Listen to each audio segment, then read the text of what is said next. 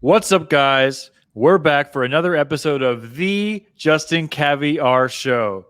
My guest today is Mr. Paul Getter, the internet marketing nerd. You guys might have seen him on YouTube. You guys might have seen his ads. The guy is an absolute legend. He's one of my mentors. And this guy is incredible, scaling businesses from 7, 8, even 9 figures. Can you believe this shit? This guy is the man. He's a wizard. I call him the wizard. And one of my good friends, Paul, welcome to the show. Justin, thanks a lot, man. I appreciate that. Tell everybody about the tongue twisters you were just doing before we started here. That was funny. Yeah, so I heard, allegedly, rumor has it, that Denzel Washington, before he would go on set, he would do tongue twisters like, she sells seashells by the seashore, Ted sells Fred bread, Fred sells Ted bread. And he would do that prior to jumping on set, so his words were extra crispy. Extra crispy. Okay. And if anybody knows Paul Getter, Paul likes it extra crispy. Extra crispy. Yeah. Oh, man. Listen, guys, Paul's one of my good friends. He's he's a wizard. He's a genius. Some might even say he's a robot. Paul, tell people what you do. Let's get into it. Yeah. So first of all, thanks a lot, Justin, for that kind introduction, having me here on the show.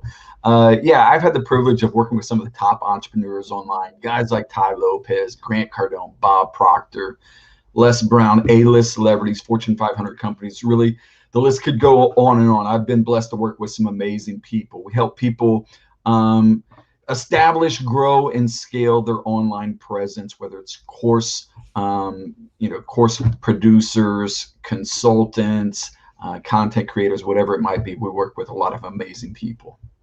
That's awesome. How did you get into this space? Did you just fall into this? Did you want to do this as a kid? What kind of kid was Paul Getter in high school? A nerd.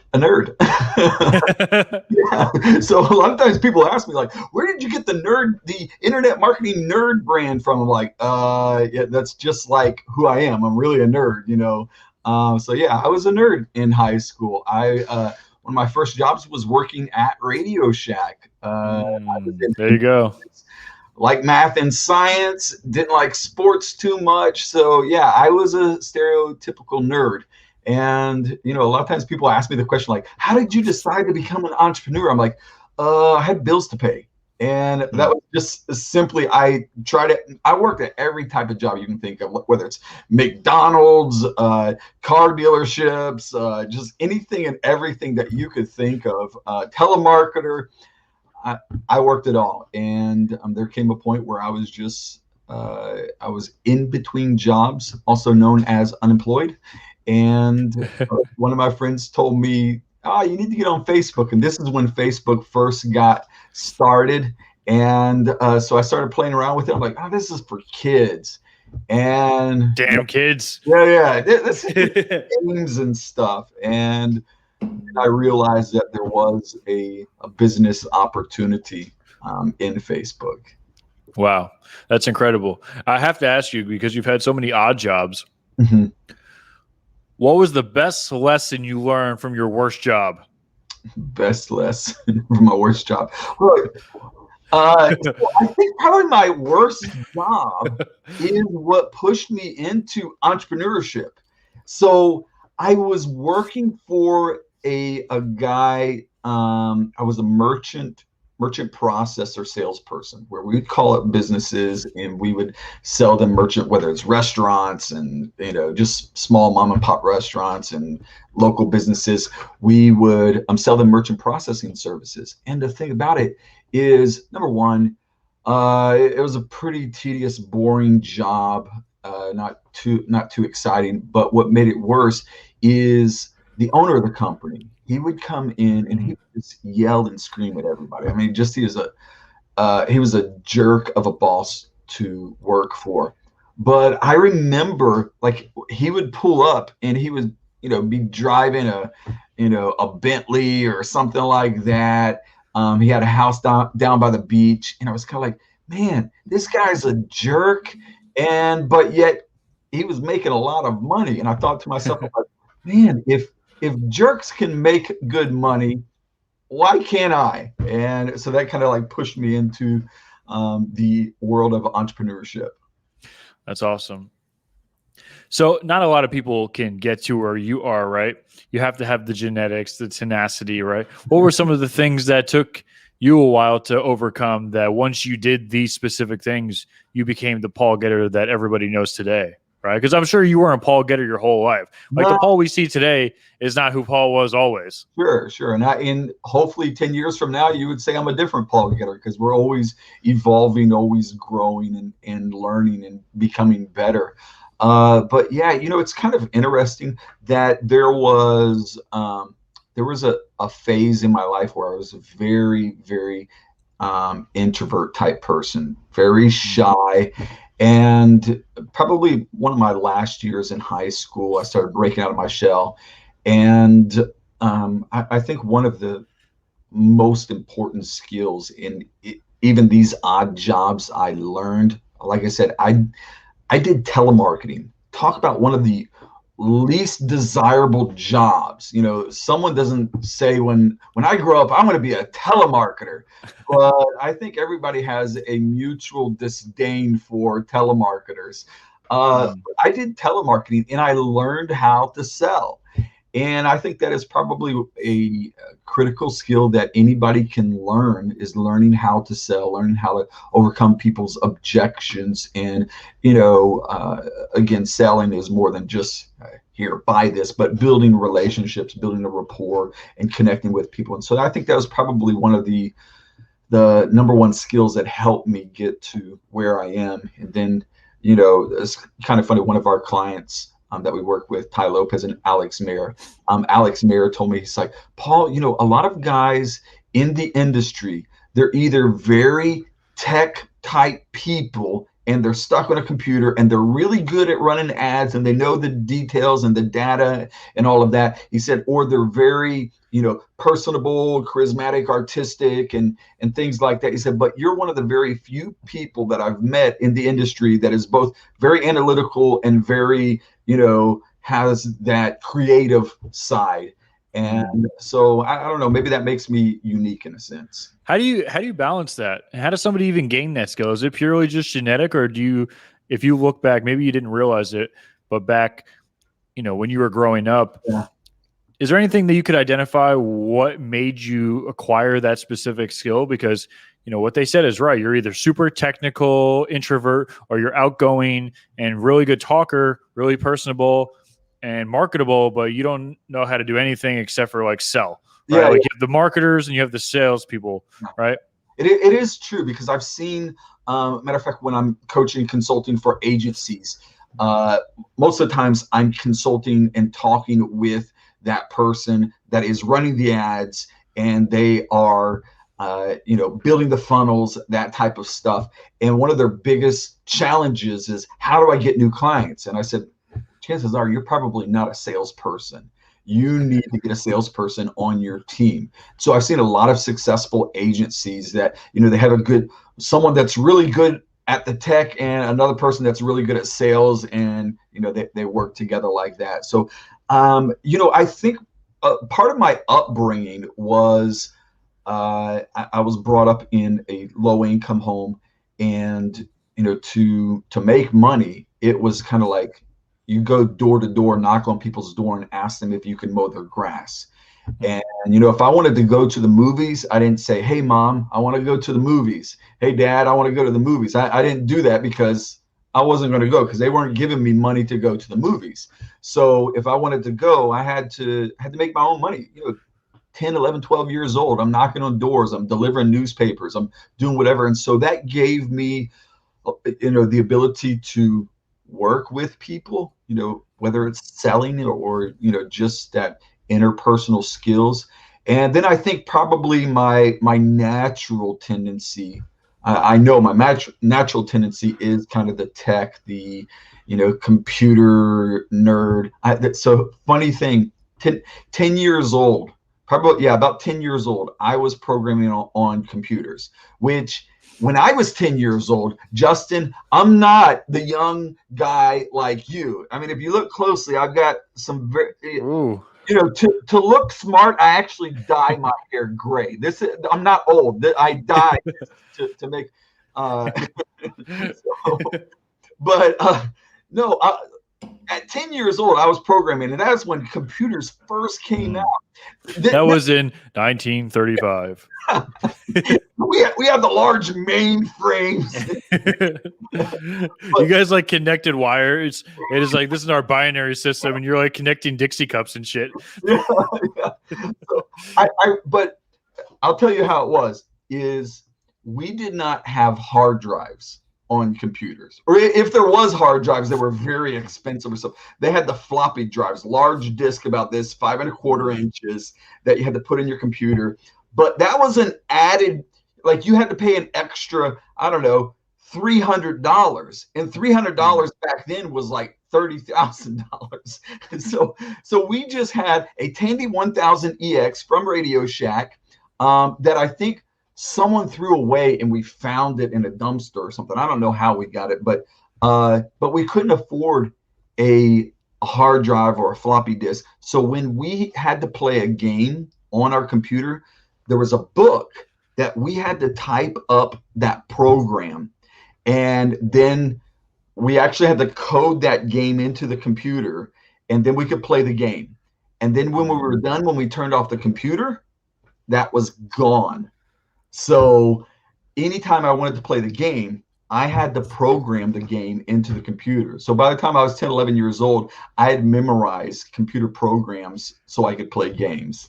You take me as a where in the world is Carmen Sandiego type guy. Did you play that game in the early 90s? Oh, yeah. Played that one. We never found her.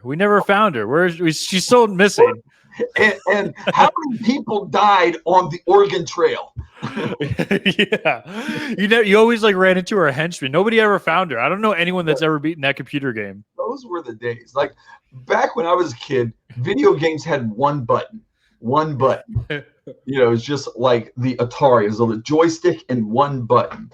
And then it started getting crazy with the Nintendo systems where you had two buttons. Oh, yeah, two. Yeah, no, I used to beg my mom to buy the cheat book at Walmart or Target. Yeah. They'd have like the thick ass book that you'd like, okay, at this level you do this. And my dad would always be like, isn't the whole point of you playing the game to figure it out? But I was so interested in just getting the reward. And I feel like a lot of time that's what entrepreneurs do. We're always focused on getting the Lamborghini to look cool. We're always looking to build this 7-figure business a month. Like, oh, I'm making 7 figures a month, or I'm doing 6 figures a month. And I think we're always looking for that, right? Yeah. Because, for instance, in the video game, you got the book and you open it up and you're like, okay, now this is what happens at level 8, right? Yeah.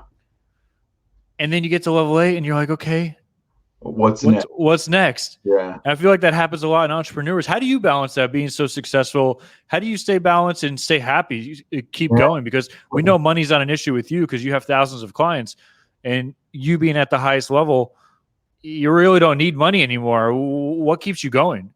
Well, it is one of those things that, you have to have a bigger purpose than just make money. Because I think there comes a point when you learn how to make money. You have the systems, the businesses, and you figured out how to make money. And then that excitement of making money is less of a motivating factor. So you got to have a bigger purpose, helping people. And so I think, I've seen, as my business has personally grown, that my vision and who I am and what I do as far as a business has changed. Because, man, when I first got going, it was like, how can I make money? How can I make money quick? Is that fast dollar? And so I did everything. I did affiliate marketing. I did, building viral websites. I did all kinds of crazy things, just making money. And then you start to grow where you build a personal brand, you build a legitimate business that, a brand that you can pass on, that it's, and then, I feel more of a fulfillment in helping other people find success. It's like, it's a cool thing, like you mentioned, I've had the privilege of working with you, and, you tell me like, hey, bro, I made $20,000 this month by doing what you told me about. I'm like, man, that is so cool. That is just amazing to be able to, because I do recognize being brought up in a low income home that one of the greatest things that you can do to help someone is give them the skill set to better themselves. What was one of the biggest differentiating factors that once you implemented in your business, you saw it skyrocket? Like, what was the game changer that changed everything? Yeah, absolutely. So when I first got started, like, you know, well, let me say probably for a few years in the online world, nobody knew me. No, I mean, I knew a lot of people, but nobody knew me because I was like this guy behind the curtain doing stuff for people. I remember sitting at a conference one time, and the speaker of the conference was saying, you know what? I've been watching Tai Lopez. Anybody heard of Tai Lopez? And this is when Tai was just kind of first coming in, you know, on the scene and stuff. And he was starting to get recognition online. And he was like, I've been watching Tai Lopez. Anybody been watching him? He's been doing something. And, you know, he's booming. His Facebook is growing, YouTube. And, you know, this video, hear him in his garage and somebody was just talking about like, he's got some secret sauce. And I remember sitting there and my friend that was next to me, he's elbowing you and he's like, this guy's talking about you. This guy's talking about you. And I'm like, I wanted to keep it a secret. I didn't want people knowing that I was working with these high profile people because I was afraid that they would try to steal my client, try to take my secrets and stuff. But there came I guess a mindset change when I was like, you know what, and it was guys like Tai that began to kind of pull me out and say, hey, you know, I want you to speak at my mastermind. I want you to, you know, that I realized that relationships with people is more important than just making that money. You know what I mean? That when you have relationships, when you build relationships with people, that business will have its ups and downs, but when you have those relationships, you always have something to connect with, to, you know, to fall back on. So relationships is so important. So I started going to conferences, seminars, I started speaking, I started working on my own personal brand. I think that's when a big change happened. How important was like being around those high profile people to your success? Do you think you would have got there anyway? I think it definitely sped things up. Sped things up because even though Tai Lopez, Grant Cardone, Bob Proctor, people like that I've worked for, Kevin Hart are big name individuals. I guess you would say my biggest financial clients is not any of those. It's more of the traditional businesses. You know, we've worked for Fortune 500 companies. We've worked for, you know, financial consulting firms and, you know, things like that make internet marketing money look like small money. You know what I mean? And we're talking like tech. We're talking tech money now. Yeah, we're talking tech money. So I'll tell you one of my biggest myths. So I was, again, a lot of times, you know, people ask, well, how have you been able to get to where you are? I'm like, just because I've been around a long time. A lot of these internet marketing guys are 21 years old and just out of college and stuff. And, you know, I was doing internet marketing when they were in diapers. You know what I mean? So that's just, so longevity is really a big component to my, I've been around, I've been doing it. I was doing MySpace marketing, you know what I mean? So, yeah. So that goes a long way. We love MySpace. Yeah. So, you know, having just been around a while, that goes so far into success. Yeah. So I have to ask you, because you have so many clients now, and I ask other people in the online space at a high level this question. Mm-hmm. And what's the biggest differentiating factor for some people that come to you and they fail, and people that come to you and succeed? With the clients that you've helped succeed, what do you see that they do versus the ones that fail? Yeah, that's a great question. Of course, when a client comes to you and they fail, inevitably it always feels like it's our fault. You know what I mean? It's like, it's your fault. It didn't work. But I think that there is a certain amount of person really willing to take some risk. So let me go back to one of my biggest failures. I was doing internet marketing again years ago, and a friend of mine said, "Hey, you're doing that internet stuff. There's this guy that is doing some cool stuff online, and he wants to meet with you and talk with you." And I was like, "Oh, okay, cool." And we met up at a Starbucks, and we're sitting there, and he's telling me his vision. He's like, "Okay, so this is what I want to do. We're gonna give people coupons on the internet, and we're going to work with businesses, and we're going to sell coupons." And he's telling me this. I'm like, selling coupons? That makes no sense. You get coupons for free in the newspaper. He's just telling me this. And I remember when he was all done, he's like, "We want you to be a part of this launch and this team that we're going to be doing. We're going to be launching this business nationwide." I was like, "Yeah, man, I'll think about it." And I remember leaving. I'm like, that makes absolutely no sense. I later told him, like, "Man, I don't think I'm the right person." That was Groupon. That was Groupon. Oh man, a multi-billion-dollar business. But I think, going back to it, risk. A lot of these online marketers and businesses and stuff like that, they don't realize that you might have to put out $10,000, $50,000, $100,000 testing something. So there's a lot of people that don't have the stomach or the budget to do that. But I've seen a lot of people that I've been guilty of it. Test something, $5,000, didn't work, move on to the next thing.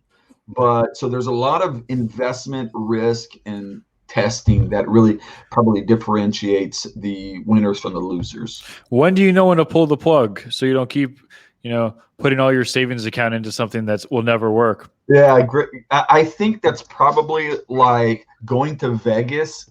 You know what I mean?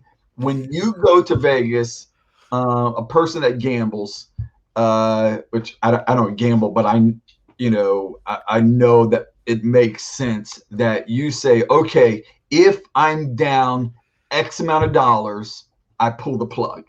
So I think that for an individual, that they have to make that determination themselves based on their own financial situation. For me personally, what I see is it's kind of like 10x of what your price of product would be. So for example, if I'm selling $1,000 product, if I spend $10,000 and I don't get a sale, then it's probably a product or an offer issue. That's interesting. That's very interesting. So you're around all these elite people, right? You work for some of the biggest names behind the scenes as a marketer and as, like, I guess you could say, the analytical guy behind the curtain, the wizard, some might even say. And you're around these people, right? Like the Tais and the Alexes and, Akon and all these people, right? Some of the highest level people that you've worked with, right? What is the differentiating factor that they possess? Like, what is a key characteristic that these high level people like Tai Lopez or Grant Cardone possess, or Gary Vee, that you see the average Joe, or maybe someone that's getting into internet marketing but is unsuccessful, or I guess you could say business in general? Yeah. What's the key characteristic that all these successful people have that most people don't?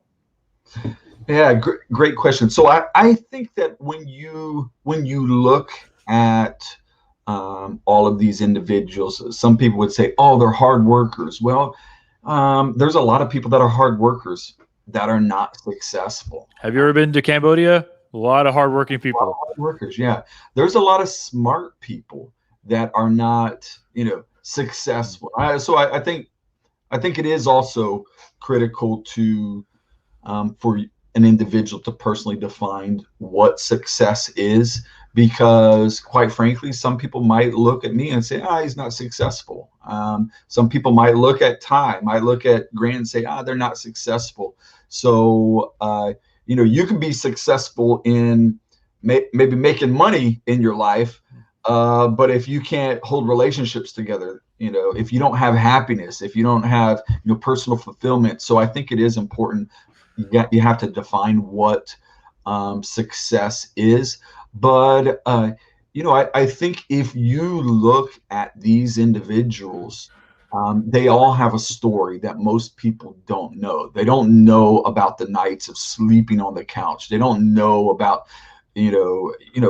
for example, and Grant Cardone is very transparent about this, but Grant Cardone had an addiction problem in his life. You look at him today, you don't recognize that in him. But I think that a lot of these individuals, they have stories that, tell that they learned how to overcome and keep on going. And I think looking at my own personal journey, that is one thing that I've been able to fall back on, because I can tell you stories of how I lost $100,000 in one day. You know what I mean? Doing things, all the internet marketers and their ads, they want to tell you about how you can make $100,000 in one day. I can teach you how to lose $100,000 in one day. So I've had a lot of punches in the stomach that'd be like, I'm done. But you just have to learn how to fall back on, that instinct and that persistency. So I think that's a huge characteristic in individuals that are successful. You manage a lot of people, you have a lot of people underneath you. You might not manage everyone because you have good managers, right? Yeah. How do you keep everything together with the family and kids? Because you have kids and you have grandkids too, right? One grandkid, yes. Okay, how does Grandpa Paul keep everything together? Man, one of my friends called me the internet marketing grandpa. I'm like, whoa, calm down. I'm a very young grandfather, so yeah, I get it. We'll make you feel better, Paul. We'll cut that out. Hey, make sure you cut this out. Just cut out Grandpa. You're gonna have to search through it. How does someone at your stage of life, you have a family, you have kids on kids, and you have all these employees underneath you, and anyone that owns a business knows that shit goes wrong constantly, right? And everybody also knows that is successful in businesses, it's really hard to micromanage 100 people. Yeah. You can't. It's impossible. Of course. How do you keep everything together from a day-to-day basis without going crazy? Yeah, well, I do go crazy. Okay, that's the key fact is you will be crazy. You have to accept the insanity. Not on any medication. No, so here's a couple things. Number one, it's not about balance, it's about priorities. So you have priorities in your life that are non-negotiable, that regardless of business, money, or whatever, you have absolute priorities and principles in your life that are non-negotiable. Those are, a lot of times people, when you talk about fences or walls or things like that, they're like, that keeps people from coming in, but it's not that, just that. It keeps you from going out too. So we have to have some guidelines, principles, ethics in our life that are non-negotiable. That you're like, no matter how much money I'm offered, I don't do this. I won't compromise these values, my family, my integrity, my relationships. That regardless of what business demands from me, these are non-negotiable. So it isn't about a balance. A balance is like I give 50% to family, I give 50% to work. It's not that. It's more of kind of like, this is family, this is business. So it's about having principles and having guidelines in your life to keep you rooted and grounded. If it's if you don't have that, then it's very, very easy from a business perspective in managing, I've been brought into Fortune 500 companies to speak about managing companies and stuff like that. A lot of people don't realize that it's more than just internet marketing. I have multiple agencies. I have various aspects of business and things. And so I've been brought in by, large corporate companies to speak about business management and stuff. And there comes, when you have a clear vision, people buy into your vision. And so when you can get people to rally around your vision and who you are, and a lot of times the vision is more than just making money, but it's about making impact. That generates a loyalty, that generates a trust, that, like any business, there's probably another company out there that will pay my employees more money. That they can go out, put out applications. They could probably find someone that would pay them more money. But and same, when it comes to clients, there's other people that can do what you do, regardless of what the gurus say. There's a lot of amazing ad buyers, funnel builders, and people that do what we do. But when you have a vision and you've got a core to help people in a sincere way, that goes a lot further than just raw skill sets. I don't know if you have this problem or if you did and you were able to fix it, but I definitely have this issue. And a lot of people that I know that own businesses have this issue. How do you not think about your business when you're hanging out with your family? And when you're not doing everything, like, especially in the growing stage, right? Like when you're growing your business, right? Your whole life is, Absolutely. I want to get to the next level. I want to get here. I want this. I want the Ferrari. Yeah. I want this. I want 1 million followers. I want to be verified. I needed my perception to people. I have to be perceived this way. And it's always constantly. And sometimes you fail. Sometimes you succeed. Sometimes, we closed this deal. This deal fell through. It's a constant back and forth. But like, some of my friends that own their businesses, they can't even go on vacation. They could go to the Greek islands and they feel like they're not working hard enough because they feel like there's stuff that needs to get done. Yeah. And with you having a family, obviously your family's together. So that means that you're a good father and a good husband. Yeah. But also with all your business ventures, how do you turn your business brain off while you're hanging out with your family and your friends and kind of isolate that? Because I feel like that's really hard for serial entrepreneurs. I think that is very, very true. And I can't say that I've mastered that. I think my family puts up with it in some regards. But I think, again, having priorities, and you do have to have a turnoff time, okay, this is turnoff. And a lot of times people don't have the turnoff time because they don't have the proper people in place to manage things in their absence.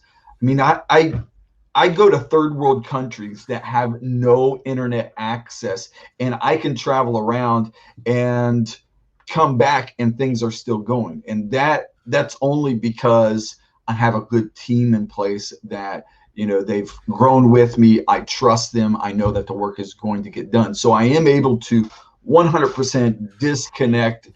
Not to say that I'm not still thinking about things and everything like that, but, and there are seasons. I think there are seasons. I don't think you should feel guilty at certain phases in your business, because I can tell you that there were seasons where I was working 18, 20 hours a day building a business before I hired my first person, and it was crazy. But when you can bring your family into it and say, hey, I'm going to be making some sacrifices, and there's a mutual understanding in this, that, I look at, where my children are in life.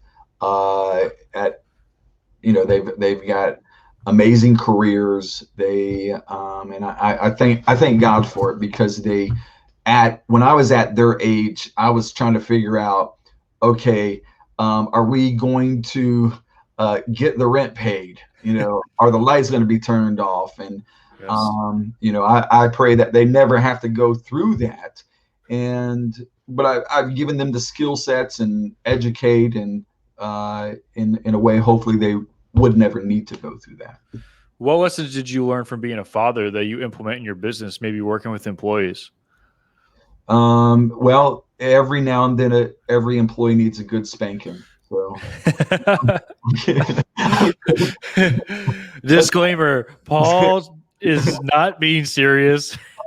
Please, no. In business and maybe in relationships, that there are times. So here's a good principle. As a father and as a business, that definitely correlate. You can't treat all your kids the same way.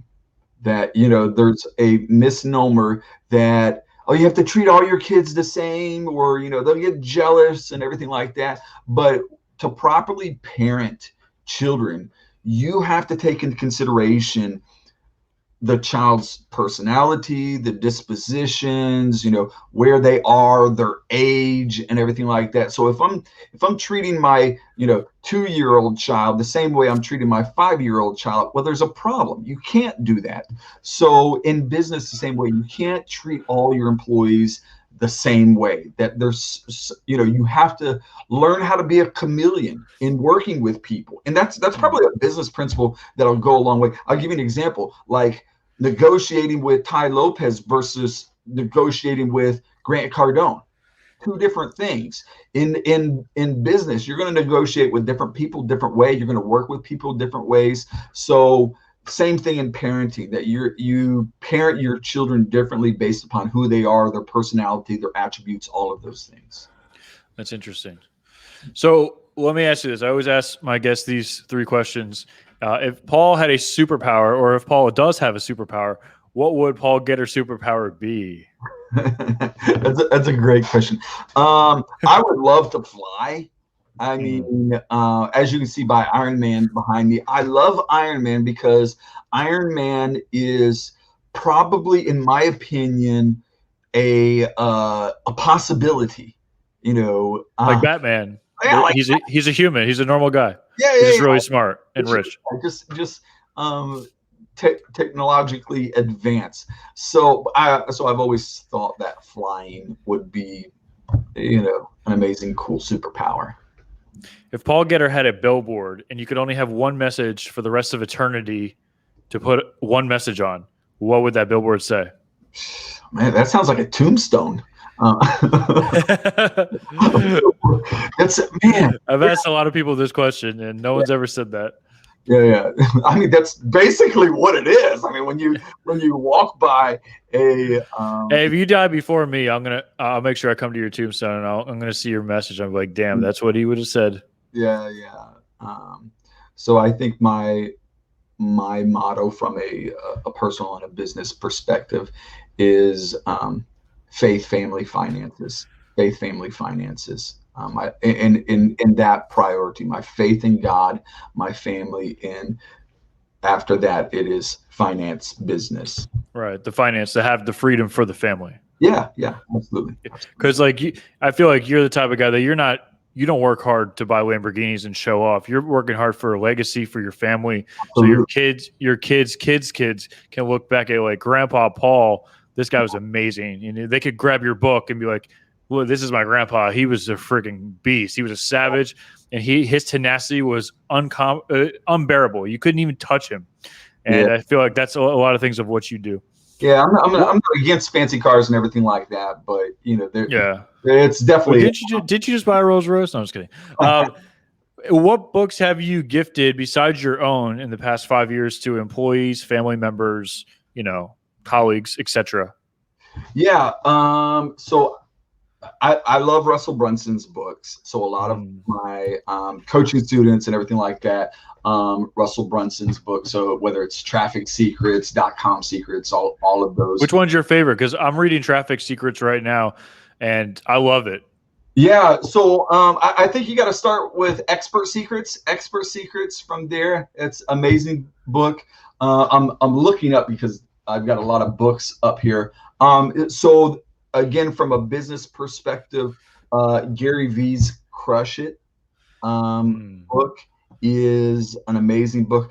I initially, and I told Gary this, I didn't like Gary V because if you know me, I I don't cuss, drink, and things like that. And Gary V, watching his videos, is every other word is F this, F that. And so I found myself not liking him. But he won me over because when you meet him in person, you see that he has a huge heart to help people.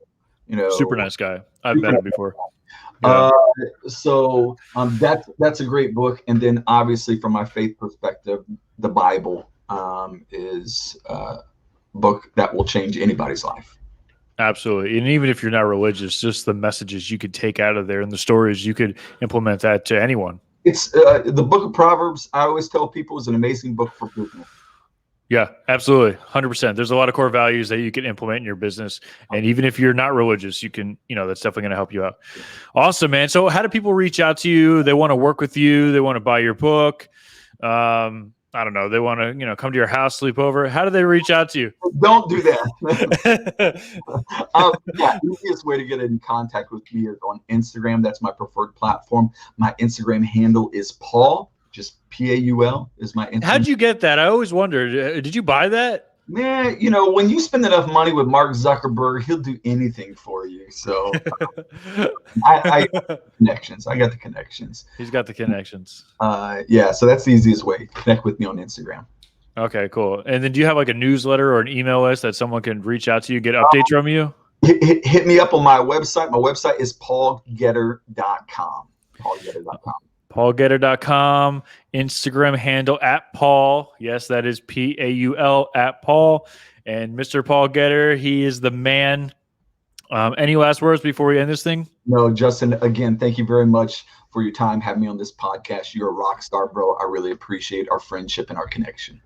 Absolutely. All right, guys. You heard it here first, from Paul Getter's mouth to Justin Caviar's ears. We are the Justin Caviar Show, and we're out.